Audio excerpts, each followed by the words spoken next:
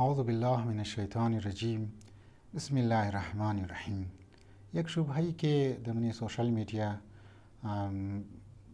میگرنی که بعض اوقات وایرال میشه یا بعضی جوانها سوال مونه در مورد نایبین عام امام زمان علیه السلام هست. نایبین خاص که 4 نفر بود در غیبت صغرا، جای گفتگو نیست، جای شک هم نیست. سوالی که است ایه که چطور مجتهدین در زمان غیبت کبرا، یعنی زمان غیبت کبرا امام زمان علیه السلام نایبین عام امام هست. دلایلش واقعا چی است؟ ما در مختلف مراحل این مطلب را در خدمت شما بیان مونی و امیدوار هستیم که امو حقیقت که است او در شما برسه و یک شبهه‌ای که ایجاد شده از طریق ازو ملعون که در امریکا ششته اور ما بهتری جواب داده.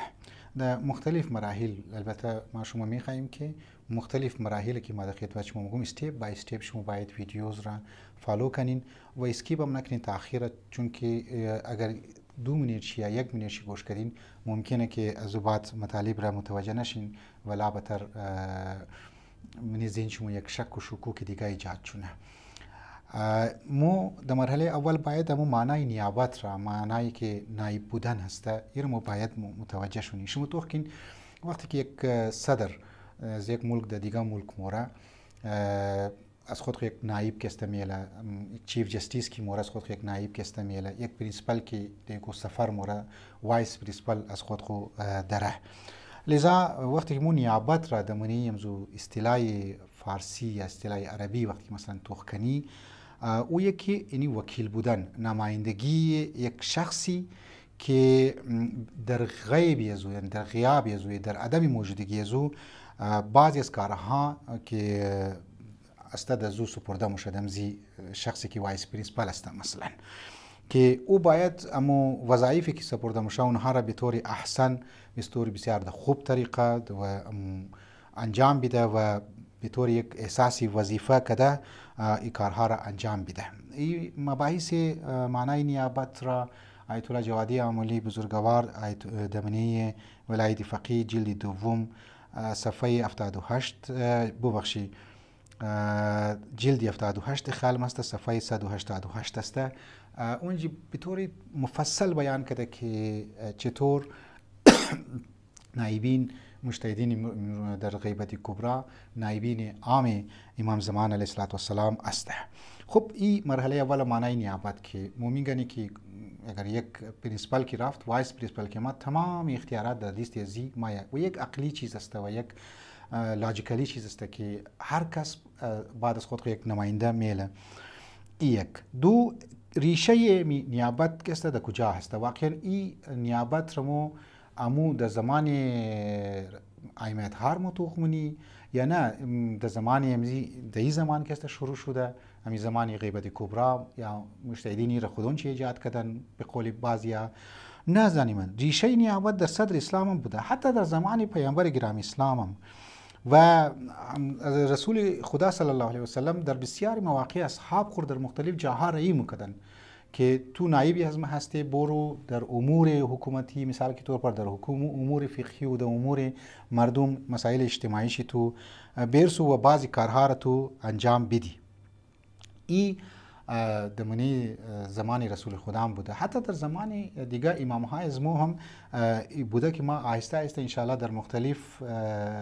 ویدیوز این مطلب را بیان مونم. یک مطلب میخواستم بگم، یک مطلب عقلی است واقعا که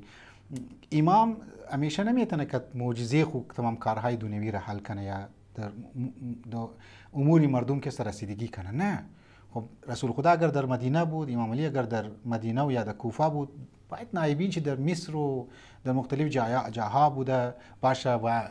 اونها از لحاظ علمی، از لحاظ فقهی یک چیزهایی در دستش باشه که اونها بور مسائل مردم را حل کنه. تازه و زمان تکنولوژی هم نبوده، سوشال میدیا هم نبوده که این تر سوالات است انجام بده. ای دو پس ریشه نیابت در صدر اسلام حتی در زمان رسول خدا هم بوده که رسول خدا بعضی از طرف خود نایب جور میکرده بوده برای بعضی از کارها و مأمور میکرده اینها را که بورن بعضی از کارها را انجام بده.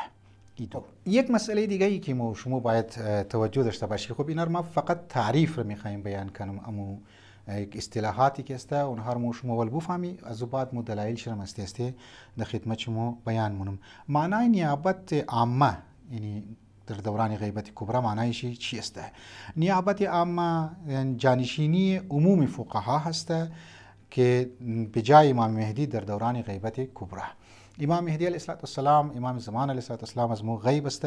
امو مسائل حکومتی را، مسائل فقهی را، مسائل مردم را چی سیاسی، اجتماعی، اقتصادی او در دست فقها هست. شیعان در دوران غیبت کبرا خب چون که مو شیعه هست ارتباط مستقیم یا غیر مستقیم که امام نداره، بعضی ها ممکنه ملاقات های داشته باشه لیکن او ملاقات های شخصی شی است، لیکن به طور عموم شیعه که امام زمان ملاقات نمیتونه چی مستقیم این چی دایرکت چی این دایرکت. لذا بنابر روایاتی که ان شاء الله مو آهسته آهسته در خدمت شما او را بیان منم،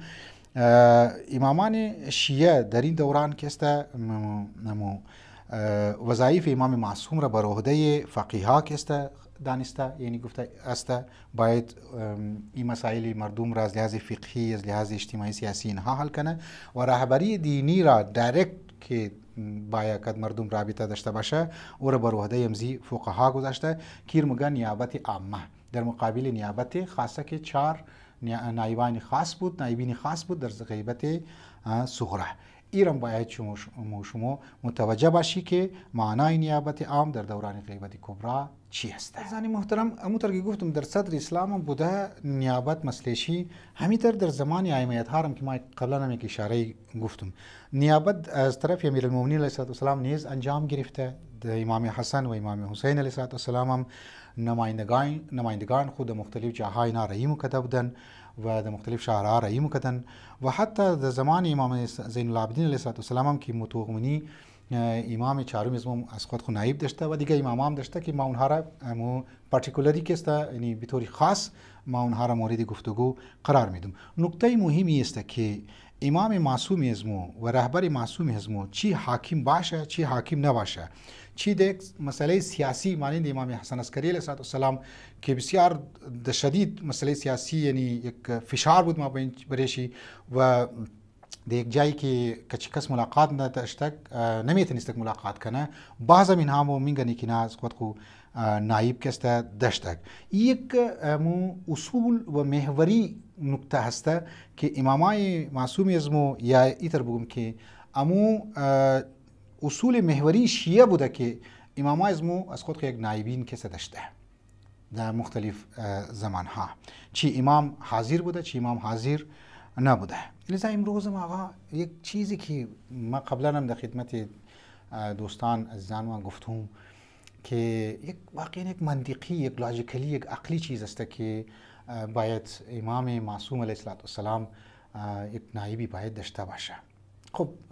بعدنها ما به طور تفصیل ما بعضی یک حدیث را مثلا میری بریزو دیسکس منی، بعضی هم مو یک حدیث را موز امام دایرکت میگیری،